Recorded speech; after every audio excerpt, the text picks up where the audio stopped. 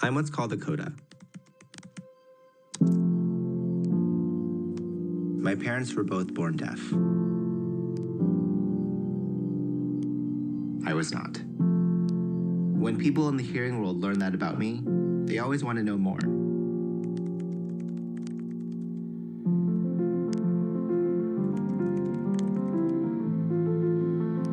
You start out your forehead and then go out with your hand. I've always had one foot in the deaf world and one in the hearing world. I translated a lot for my parents. It made us closer. Now that it's been over a year since we've seen each other in person, communication is more important than ever. Especially with this guy.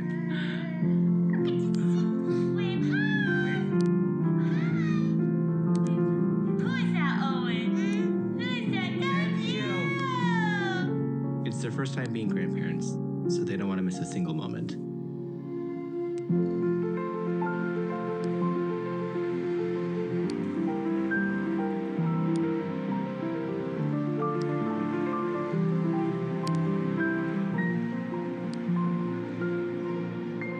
And I don't either.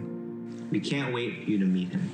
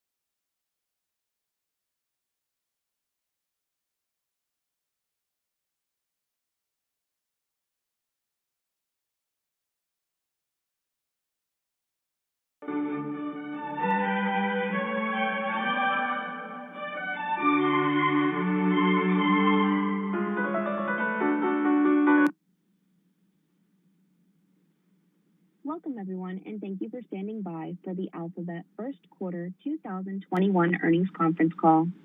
At this time, all participants are in a listen-only mode. After the speaker's presentation, there will be a question-and-answer session. To ask a question during the session, you will need to press star 1 on your telephone. If you require any further assistance, please press star 0. I'd now like to hand the conference over to your speaker today, Jim Friedland, Director of Investor Relations. Please go ahead. Thank you.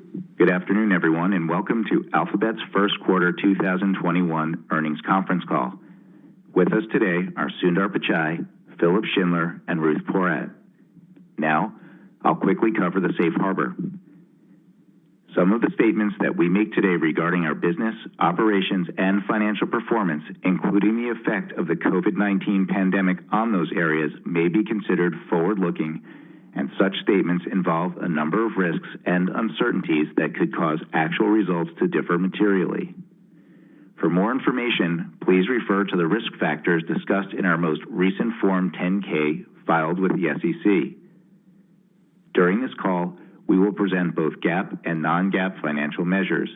A reconciliation of non-GAAP to GAAP measures is included in today's earnings press release, which is distributed and available to the public through our investor relations website located at abc.xyz/investor. And now, I'll turn the call over to Sundar. Thank you, Jim, and good afternoon, everyone. After a hard year, people in some parts of the world are beginning to rebuild their lives, businesses, and communities. But recovery is far from uniform across the globe, as the tragic scenes in countries like India and Brazil remind us. We are continuing to help support public health officials in their vital and urgent work. Our focus is on providing authoritative information. We are helping over 100 government agencies and nonprofits worldwide distribute critical information and billions of PSAs about COVID-19 and vaccines. And Google Cloud Technology is powering a virtual agent to help make vaccination appointments over the phone, supporting 28 languages and dialects for those with limited internet access. We are focused on doing our part to help. In some parts of the world, the economy began to rebound, which created a rising tide in the first quarter that benefited a number of sectors, including existing and emerging companies and partners. For example, data suggests that investment in startups is at an all-time high. Our product releases are returning to a regular cadence. I'm particularly excited that our developer event, Google I/O, is back this year, all virtual and free for everyone on May 18th through 20th. We'll have significant product updates and announcements, and I invite you all to tune in. Today, I'll briefly mention a few highlights from the past quarter and go a bit deeper on cloud. Then Philip will discuss advertising and partnership developments. Finally, Ruth will cover the quarterly results. Quickly turning to product highlights of the quarter. Our knowledge and information services like search and maps remain at the heart of our mission to provide helpful and accurate information during important moments. People have turned to Google Search more than ever since the pandemic began. We see hundreds of millions of searches every day for COVID and related health information. People are also searching for jobs.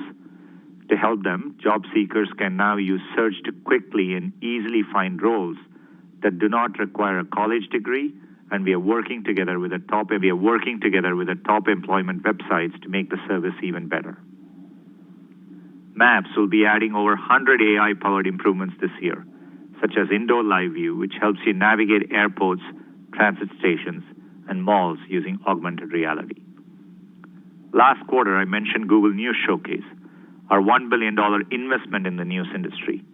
I'm pleased to see continued momentum this quarter with new launches in the UK, Italy, Argentina, and Australia. In Q1, we added more than 170 publications across 12 countries, with more coming soon.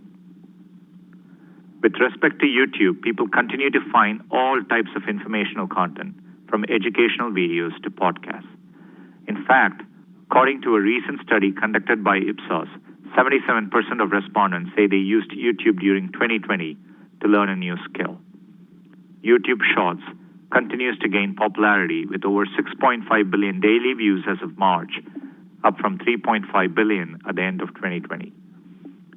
We've added a new metric to our transparency reports called the violative view rate, which will help us estimate what percentage of views on YouTube come from content that violates our policies. In Q4 of last year, YouTube's violative view rate was between 16 and 18 views out of every 10,000. This is down over 70% compared to the same quarter in 2017, in large part thanks to our investments in machine learning. Let me also mention Chrome OS, which this quarter celebrated 10 years. It's been a valuable tool for millions of students and teachers during the pandemic. According to third parties, Chromebooks were the most popular device in K-12 education globally for the last year. Next, I'll move to cloud, where we continue to see strong performance across both Google Cloud Platform and Workspace. Q1 revenue grew 46% year over year, with GCP's revenue growth rate once again meaningfully above cloud overall. We continue to unlock the value of the Google ecosystem by signing multi-year, multi-product partnerships with companies like Global Payments and Grupo Globo. And just yesterday, we announced a new Google-wide partnership with Univision, which is migrating to our cloud, continuing to distribute content on YouTube and reaching customers via Play and ads. In cloud, there are three distinct market trends shaping our growth and driving our product and go-to-market strategy. First, we see very strong customer momentum in the data cloud. Our expertise in real-time data and analytics is winning companies like Twitter and Ingersoll Rand, who are moving their complex data workloads to Google Cloud. Our strength in AI and ML is also helping financial services customers like HSBC, Commerce Bank, SAB Group, and BBVA improve efficiency of payments, reduce fraud and risk, and deliver faster payment solutions. This past quarter, we released new functionality for BigQuery, delivering significantly better performance for business intelligence queries. Second, we are seeing customers wanting a robust infrastructure cloud in order to create operational efficiencies and reduce IT costs. We are winning large IT transformation deals with companies that are migrating their data centers to Google Cloud. Multi-cloud remains a differentiator as it provides the easiest and most open development environment for customers like TELUS, allowing them to access and move their data between various clouds. Third, we continue to deliver helpful innovations to enable hybrid work with Google Workspace. This includes digital tools for frontline workers like nurses and retail store workers, as well as new security offerings.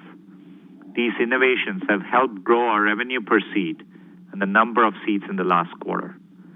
Workspace is being adopted by customers, including Keralty in healthcare, Sun Life in financial services, and Airbus in manufacturing and aviation. Now, a brief update on other bets.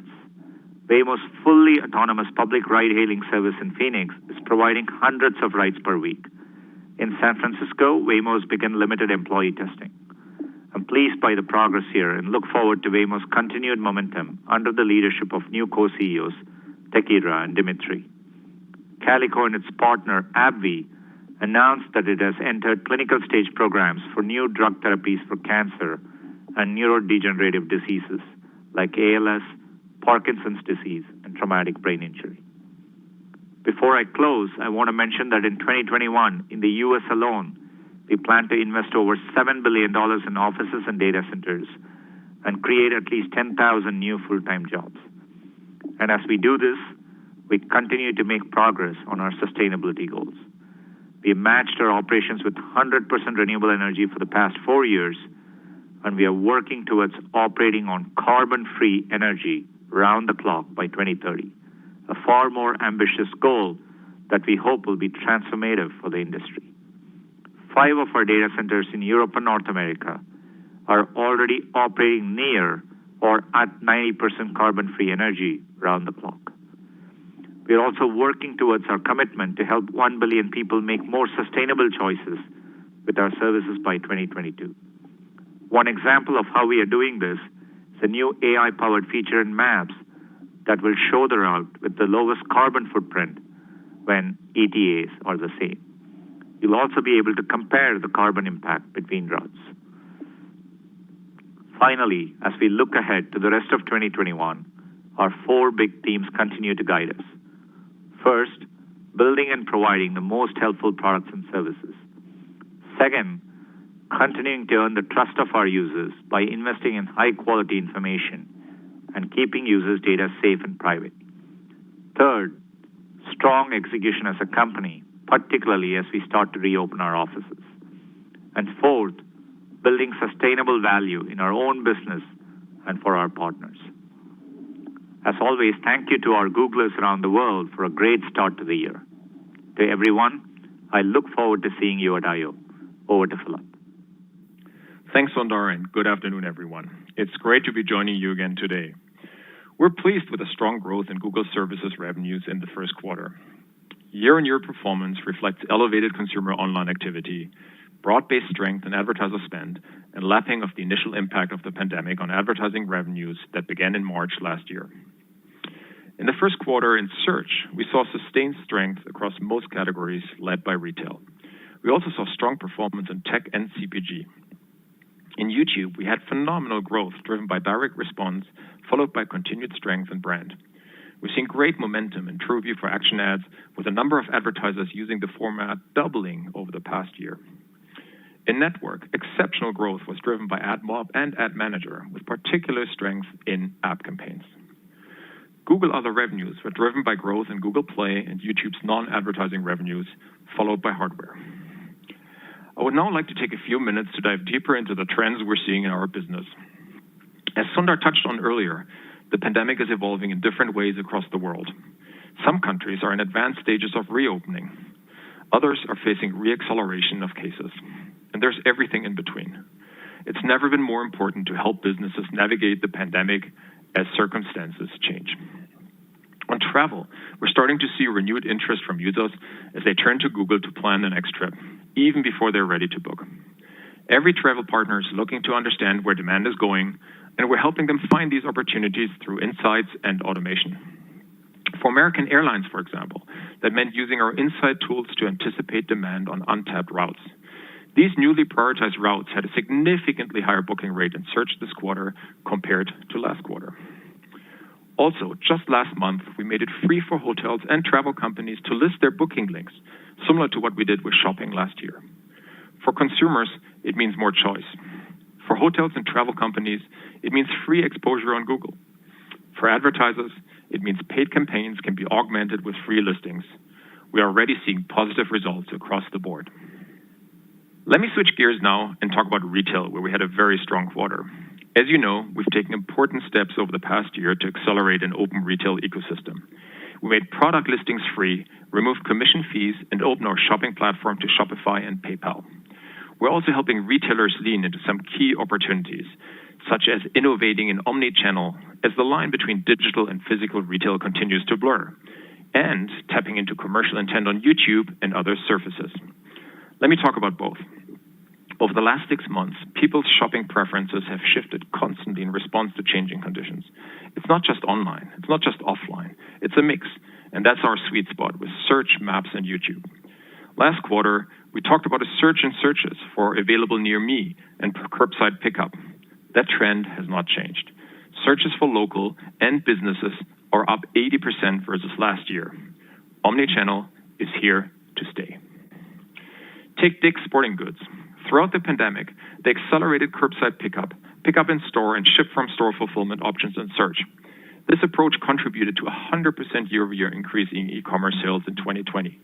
And just recently, they activated YouTube to build awareness for new store concepts. Michaels, the arts and crafts store, also activated the omnichannel fulfillment approach using search and maps. And to meet surging demand for art supplies, they used TrueView for Action to tap into the vast number of arts and craft searches happening on YouTube. In 2020, their e-commerce sales were up 350%. We're also doing more to help merchants tap into the incredible innate commercial behavior across search and YouTube. Google merchants can now plug their product feeds right into their video action campaigns, and early adopters are seeing huge results. Luxury cosmetics company Clarins HK added beautiful product imagery from their Google merchant feed as an extension and saw a 68% conversion rate uplift within 3 weeks. Any merchant can now light this up with a single click in our Google Merchant Center. Speaking of YouTube, we're helping advertisers address both brand and performance goals at scale, driving higher return on ad spend at a time when they need it most. We're only a few years in on direct response, and we think there is significant opportunity for innovation that will improve the user experience and provide better ROI for advertisers. On the performance side, advertisers of all sizes are actually seeing incredible results. Like global group fitness company Les Mills, who was hit hard when their 20,000 partner gyms closed during lockdown.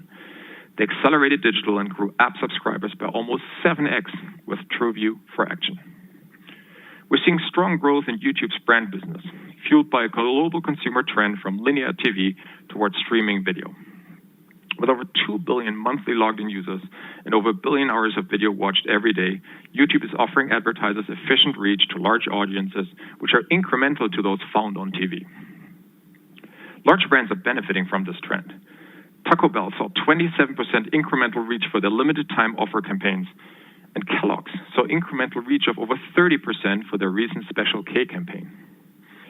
Before I close, I want to take a minute to highlight our work with partners. Sundar mentioned Google News Showcase. We now have deals with 600-plus publishers across more than 12 countries. Le Monde in France, Der Spiegel and Stern in Germany, Clarin in Argentina, Evening Standard in the UK, just to name a few, and we're continuing to expand the program. We're also developing more valuable relationships with some of our strategic partners. By teaming up, we're able to build new experiences for our users while helping our partners innovate and grow. We've gone well beyond ads to bring the best of Google across Cloud, Play, YouTube, and more to help them do just that. Sundar mentioned Univision. In the quarter, we also announced T-Mobile, Albertsons, Allianz, and Munich Re. I want to thank our customers and partners for their collaboration. We've always said we succeed only when they succeed. And I also want to thank our product, partnership, sales, and support teams for their amazing work and innovation. I'll now hand off the call to Ruth. Thank you, Philip. Our very strong financial results in the first quarter reflect both lapping the impact of COVID on our business beginning in March 2020, as well as the benefit of excellent underlying operating performance. My focus will be on year-over-year comparisons for the first quarter unless I state otherwise. I'll start with results at the Alphabet level, followed by segment results, and conclude with our outlook. For the first quarter, our consolidated revenues were $55.3 billion, up 34%, or up 32% in constant currency, reflecting elevated consumer activity online and broad-based increases in advertiser spending within Google services, as well as ongoing strength in Google Cloud. Our total cost of revenues was $24.1 billion, up 27%, primarily driven by other cost of revenues, which was $14.4 billion, up 25%, followed by TAC, which was $9.7 billion, up 30%. Within other cost of revenues, the biggest factors were first, content acquisition costs, primarily driven by costs for YouTube's advertising-supported content, followed by costs for subscription content, and second, costs associated with data centers and other operations, offset partially by a reduction in depreciation expense due to changes to estimated useful lives of servers and certain network equipment. Operating expenses were $14.8 billion, up 4%. In terms of the three component parts of OpEx, first, the increase in R&D expenses was driven primarily by headcount growth. Second, sales and marketing expenses were essentially flat, reflecting headcount growth, which was offset by lower spend on ads and promo, as well as on travel and entertainment. Finally, the decline in G&A reflects the benefit of lapping the unusually high allowances for credit losses recorded in the first quarter of 2020 due to the impact of COVID, offset by charges relating to certain legal matters. Headcount was up 4,694 from the fourth quarter, including more than 1,800 Fitbit employees who joined us in Q1. Again, the majority of new hires were engineers and product managers. Operating income was $16.4 billion, up 106%, and our operating margin in the quarter was 30%. Other income and expense was $4.8 billion, which primarily reflects unrealized gains in the value of investments in equity securities. Net income was $17.9 billion. Operating cash flow was $19.3 billion, with free cash flow of $13.3 billion in the quarter and $50.7 billion for the trailing 12 months. We ended the first quarter with $135 billion in cash and marketable securities. Let me now turn to our segment financial results, starting with our Google Services segment. Total Google Services revenues were $51.2 billion, up 34%, consisting of Google Search and other advertising revenues of $31.9 billion in the quarter, up 30%, with strength across most categories led by retail. YouTube advertising revenues of $6 billion, up 49%, driven by exceptional performance in direct response and ongoing strength in brand advertising. Network advertising revenues of $6.8 billion, up 30%, driven by AdMob and Ad Manager. Other revenues were $6.5 billion, up 46%, primarily driven by growth in Play and YouTube non-advertising revenues, followed by hardware, which benefited from the addition of Fitbit revenues. Google Services operating income was $19.5 billion, up 69%, and the operating margin was 38%. Turning to the Google Cloud segment, including GCP and Google Workspace, revenues were $4 billion for the first quarter, up 46%. GCP's revenue growth was again meaningfully above cloud overall. Strong growth in Google Workspace revenues was driven by growth in both seats and average revenue per seat. Google Cloud had an operating loss of $1 billion. As to our other bets in the first quarter, revenues were $198 million. The operating loss was $1.1 billion. Let me end with our outlook for each segment and our investments more broadly. For Google Services, for the remainder of 2021, year-over-year comparisons will be affected meaningfully by the impact of COVID last year, with a greater benefit in Q2 from an easier comp relative to what you saw in Q1, and then beginning to lap stronger performance in the second half of the year. In the first quarter, we continued to benefit from elevated consumer online activity and broad-based strength in advertiser spend. It is too early to say how durable this consumer behavior will be as economies recover and restrictions on mobility are lifted. Within other revenues, Play benefited from an increased level of user engagement starting in Q1 last year due to the pandemic, which we are now beginning to lap. In terms of investment levels within Google Services, we still intend to invest aggressively to support the extraordinary opportunities we see. That being said, in some areas like travel and entertainment and marketing events, the pace of investment through the balance of the year may be affected by the pace of COVID recovery globally.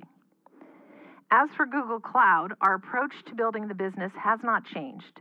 We remain focused on revenue growth, and we will continue to invest aggressively in products and our go-to-market organization given the opportunity we see.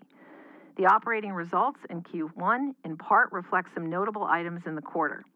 First, the lapping of the unusually high allowances for credit losses recorded in the first quarter of 2020, as I already mentioned. And second, lower depreciation expense due to the change in estimated useful lives, although the dollar benefit will diminish throughout the course of the year across segments. As we've noted previously, operating results should benefit from increased scale over time. However, at this point, we do remain focused on continuing to invest to build the cloud organization for long-term performance. In terms of other bets, we continue to invest with a focus on the long-term value creation opportunity. Turning to CapEx at the consolidated level, the results reflect ongoing investment in our technical infrastructure, offset by a slower pace of investment in office facilities given the ongoing impact of COVID. Within technical infrastructure, servers continue to be the largest driver of investment as we continue to invest to support cloud, search, ads, and machine learning. Finally, with respect to capital allocation, our primary use of capital continues to be to support organic growth in our businesses, followed by retaining flexibility for acquisitions and investments. We complement these growth drivers with a return of capital. As we indicated in our press release today, our board has authorized the repurchase of up to an additional $50 billion of our Class C stock. Thank you, and now Sundar, Philip, and I will take your questions. Thank you. As a reminder, to ask a question, you will need to press star 1 on your telephone. To withdraw your question, please press the pound key. And to prevent any background noise, we ask that you please mute your line once your question has been stated. And our first question comes from the line of Brian Nowak from Morgan Stanley. Your line is now open. Thanks for taking my questions. I have two. First one for Sundar. Appreciate the color on the 4 key priorities. I wanted to dig a little more into the build and provide the most helpful products and services.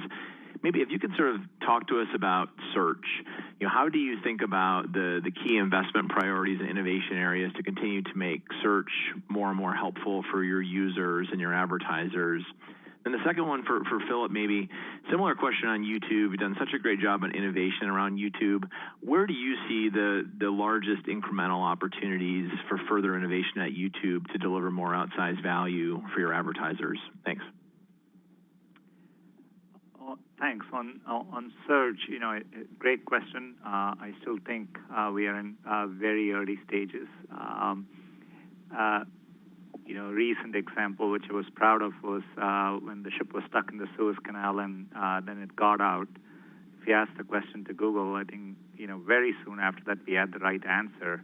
That seems obvious to do, except we need to provide right answers and without giving wrong answers or misinformation for many other things. So to do that is where all our underlying investments go, and that's how we think about it over the long term. BERT last year, I think, was a great example of it. It was one of our biggest quality improvements, and that was based on the transformer breakthrough from our Google AI team, which laid the foundation for it. So we are continuing to invest that way in the deep technology. As the web is scaling up, there's more information than ever before, so that's a big part of what we are doing. Beyond that, there's a lot of opportunity to improve the user experience. You've seen our efforts around shopping. That's one aspect of how we are working hard to improve the experience there. But we are looking at it pretty deeply. Philip?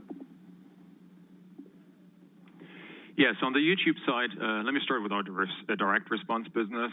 Growth was truly exceptional this quarter. DR was practically non-existent on YouTube a few years ago, and it's now a large and fast-growing business, and we're just getting started, in my view. People already, as you know, go to YouTube to decide what they want to buy, and we want to make it easier for them to buy and make the discovery process overall a lot easier. And for creators, we launched new shoppable capabilities, so viewers can actually make purchases from their favorite creators directly on YouTube. Just as an example, as part of our Brand Connect program, Calvin Klein tested these and drove over, I think it was 200% lift in brand search and sold out multiple products, actually. For merchants, they can now bring their product feeds directly into their video campaigns. And I think we're still scratching the surface on what's possible, really, with commercial intent on YouTube. And then there's, of course, the opportunity to be a major platform for brands. Historical approaches to reaching audiences through, let's just say, call it linear TV, don't really work anymore. Advertisers are using YouTube now to reach the audience they can't find anywhere else. And remember, more 18 to 49-year-olds are actually watching YouTube than all linear TV combined. And brands are also seeing more incremental reach on YouTube compared to TV. So we're starting to see advertisers buy a mix, actually, of awareness and more action-oriented formats.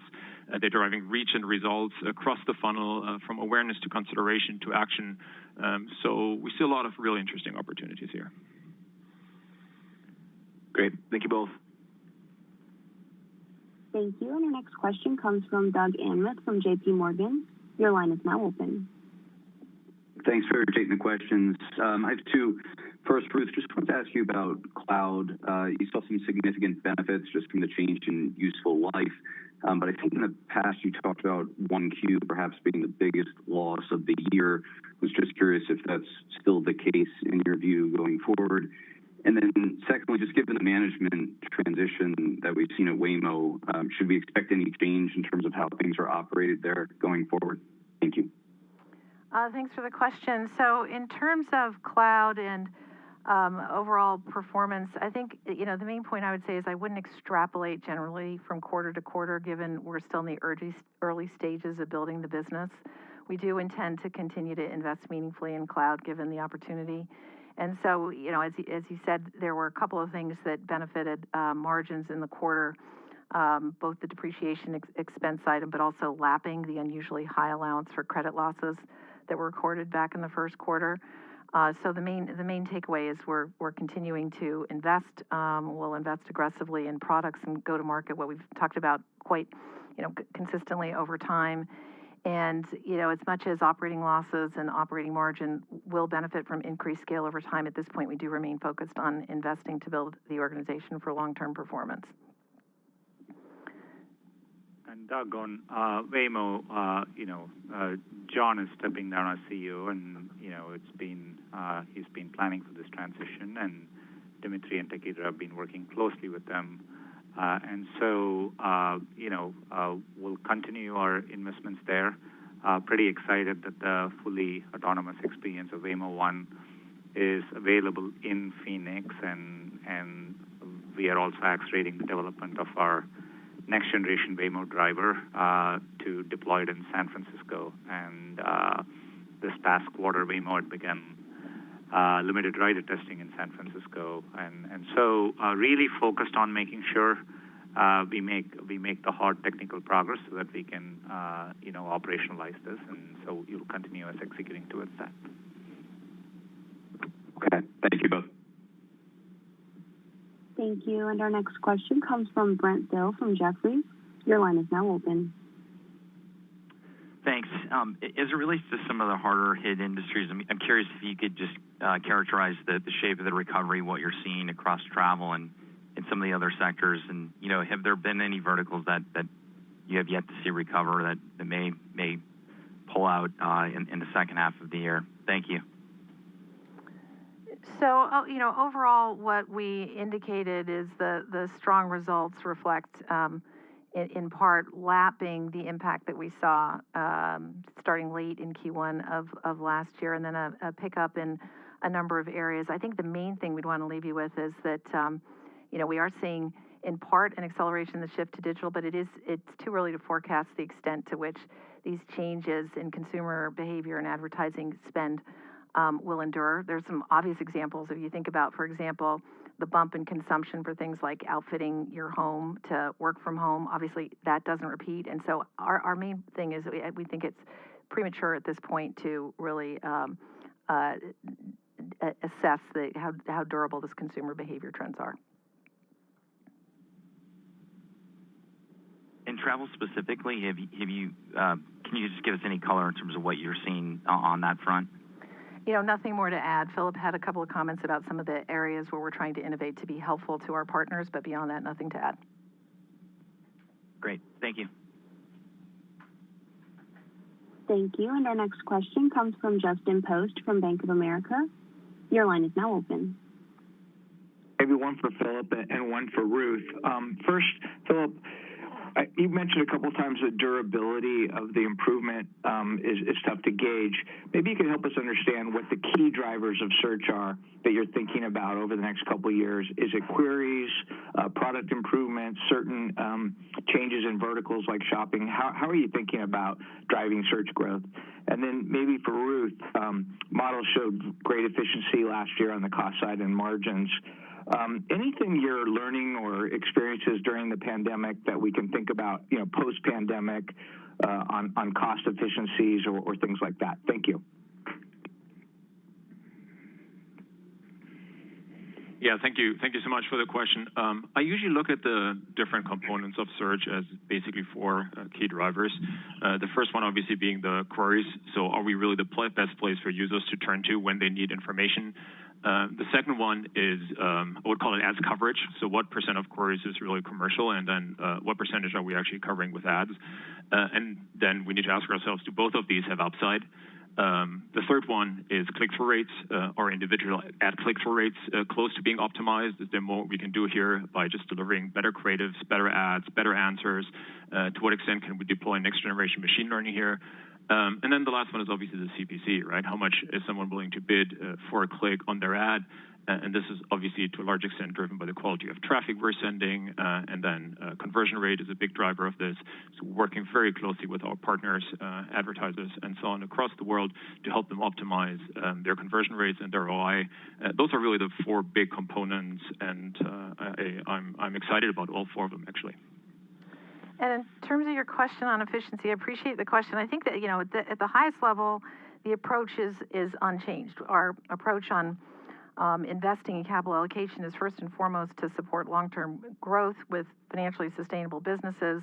It's about being sharper within product areas and then making sure we're investing and what I keep referring to as operational excellence, things like our technical infrastructure, systems to improve productivity, to improve velocity of our product teams, and then the very important efforts around privacy and security and content moderation. And I think to your question, the experiences of this past year underscored really the value of having made those investments to protect and support operational excellence.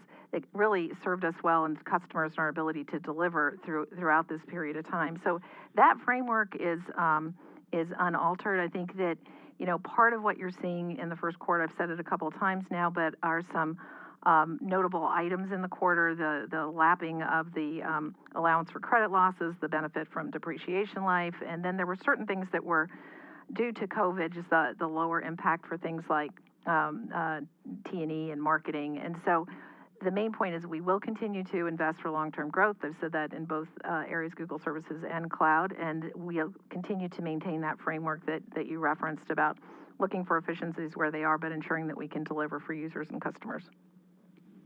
Great, thank you. Thank you. And our next question comes from Colin Sebastian from Baird. Your line is now open. Great, thanks. Good afternoon. Sundar, first, you've highlighted for years that machine learning is clearly a strength and differentiation of the overall platform, including in cloud services, where we're also seeing competitors focus more on their capabilities here. So I'm wondering if you could talk about the pace of change around data science and how Google can sustain its competitive advantage in those areas. And then, Philip, I wanted to follow up on the momentum in search that you attribute to Google Shopping. Is it fair to say that the shift to free product listings has led to the desired increase in retail advertising across the platform, or are there other reasons beyond the pandemic that you attribute for that success? Thanks. Yeah, Colin, thanks. Obviously, as we are thinking about AI, it all starts with, foundational R&D we do. I think we are one of the largest R&D investors in AI in the world, and so thinking ahead and doing that, and we are doing it across, all the foundational areas, and we are taking many diverse approaches. So as we make breakthroughs, I earlier spoke about transformers and how that translated as BERT to improve search quality. And similarly, we are very committed to taking the AI improvements and bringing it through our GCP offerings to our enterprise customers as well. So it's an approach we are deeply committed to, and we are thinking at it, with all layers of the stack. So this is why you see us work hard on TPUs, and we think about the tool chain for developers on top of all that. And so and I think when I look at the progress ahead, I think there's a lot more progress coming down the pipe, and so I'm pretty excited, and it's why I feel Google GCP will be differentiated over time as our competitive advantage plays out here. Yes, and on the shopping side, look, it's been a year since we brought Bill on board, Bill Reddy, and we pivoted our shopping strategy to better support retailers and consumers, trying to really build an open retail ecosystem. And we're pleased with the progress we're making. As you said, free listings and zero commissions have actually lowered barriers for online retail. Shopping ads continue to be a powerful way for retailers to promote their products, and the combination of free and paid is a meaningful one. We had a set of new partnerships with Shopify and PayPal that are giving retailers a lot more choice. And we will continue to simplify the, let me call it, end-to-end user and merchant experience, of course. In particular, we are trying to streamline and working hard to streamline the back-end experience for merchants, especially for hybrid retailers, so retailers that play in both brick and mortar and in digital. And overall, we want to make it much, much easier for retailers to get started on Google and have their information appear across surfaces. And I mentioned the overall strength in retail before. So thank you. Thanks, guys. Thank you. And our next question comes from Mark Mahaney from ISI. Your line is now open. Thanks. I wanted to ask about your attempts to retain advertisers. And I ask it this way. I think we've had record numbers of new business formations in the country and around the world, the unfortunate impact of COVID, but I think that's my guess is it's been a huge tailwind for your business. At the same time, we've had this real tip over, I think, of linear TV ad budgets in the back half of the year onto online channels like YouTube. So talk about these new advertisers that you've brought onto the Google platform, what you've been able to do, how confident you are in your ability to retain them, your advertiser retention strategy. Thanks a lot.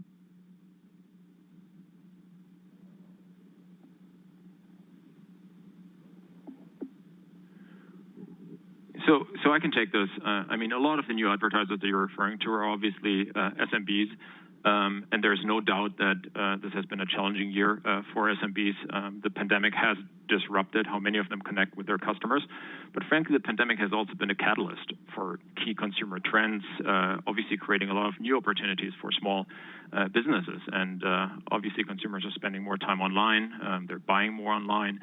They were willing to try new brands, and they're eager to support local businesses, SMBs. So searches for support local businesses are up significantly since last year. And we've been focused really on helping SMBs with simpler tools so they can actually embrace digital a lot faster. And that's where we have really invested over the year, making everything simpler. We had a very wide range of solutions to help them get online, get discovered across all of our key products, search, maps, YouTube, and so on. And there's multiple fascinating stories from them coming back to us. And we see this positively reflected in our rates here as well. Okay, thank you, Philip. Thank you. And our next question comes from Michael Nathanson from MoffettNathanson. Your line is now open. Thank you. I have two, one for Philip, one for Ruth. Philip, on the questions on search, I'm wondering when you step back, which categories, which geographies do you think you're still underrepresented as a percentage of marketing spending where we could see potentially even more lift to come? And then for Ruth, we always ask in the past about CapEx spending, to change your useful life. But I wonder, has this pandemic changed maybe your approach to the office space that you've bought and thinking about how the company is going to deploy capital in terms of space going forward and how we think about the future of CapEx the next couple of years based on, post-pandemic?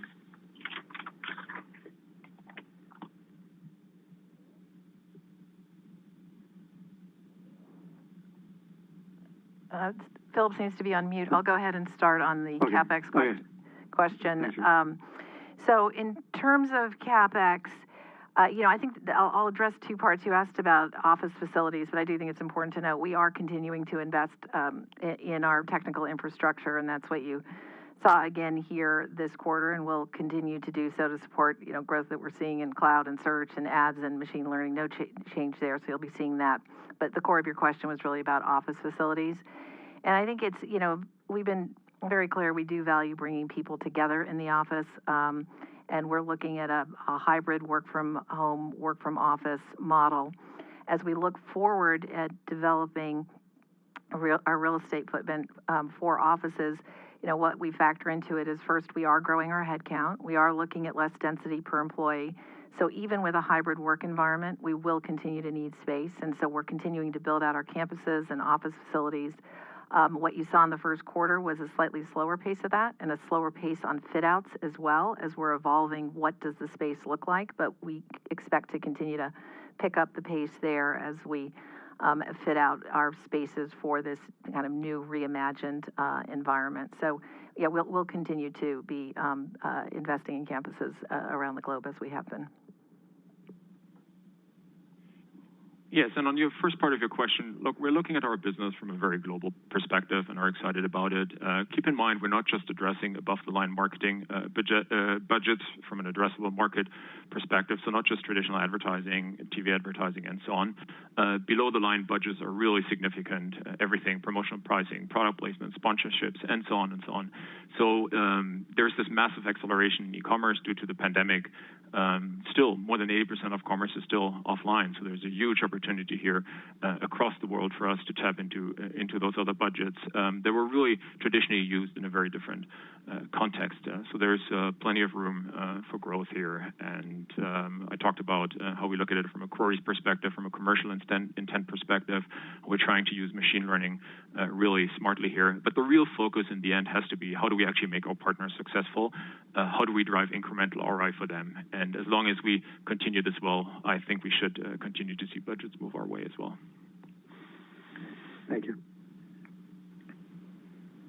Thank you. And our final question comes from the line of Brian Fitzgerald from Wells Fargo.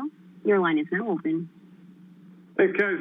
You mentioned the strength in the supply side products in the network business. Wondering if you might be able to comment on how the demand side products are doing, and maybe in a similar vein, some of the changes you've made in ad technology over the last few years may have had the effect of drawing some of your advertiser customers more deeply into your tech stack. Wondering if this is also creating a strong on-ramp in GCP, specifically around data analytic products like BigQuery.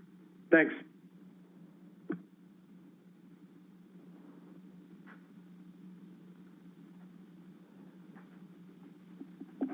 So in terms of overall on network revenues, as I think I noted briefly in opening comments, what we're really seeing is the ongoing strength in advertiser spend. Both Philip and I talked about that.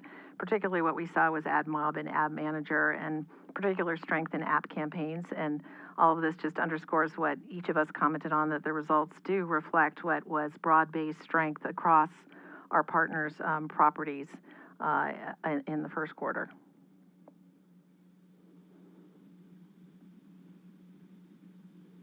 Thanks, Ruth. Thank you. Thank you. And that concludes our question and answer session. I'd like to turn the conference back over to Jim Friedland for any closing remarks. Thanks, everyone, for joining us today. We look forward to speaking with you again on our second quarter 2021 call. Thank you, and have a good evening. This concludes today's conference call. Thank you for participating, and you may now disconnect.